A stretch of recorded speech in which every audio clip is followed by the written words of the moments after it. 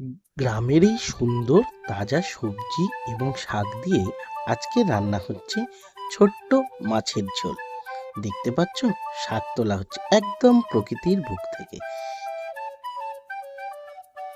কম তেলে রান্না, পুরো ঘরের পুষ্টিকর এবং সুস্বাদু রান্না।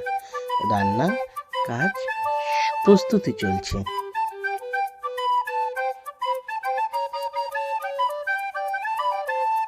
বমস বাজি ছিলে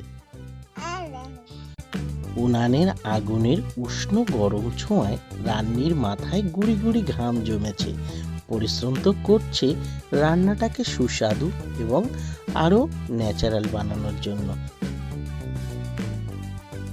এই ভাত ফুটছে, আর যখন এই হালকা ঝোলে শাকগুলো পড়ছে, তার নিজস্ব স্বাদ সবার শেষে খেয়ে দেখার পালা।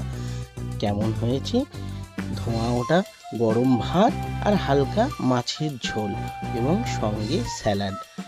তোমরা তো ভিডিও তো সবাই দেখছো, তাহলে সাবস্ক্রাইব আর লাইক করছো না কেন? যদি ভিডিওটা খারাপ লাগে অতি অবশ্যই কমেন্টে জানাবে।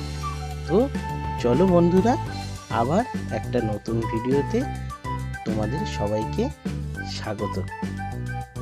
পরবর্তী ভিডিও দেখার জন্য অতি অবশ্যই চ্যানেলটাকে সাবস্ক্রাইব করে রাখো।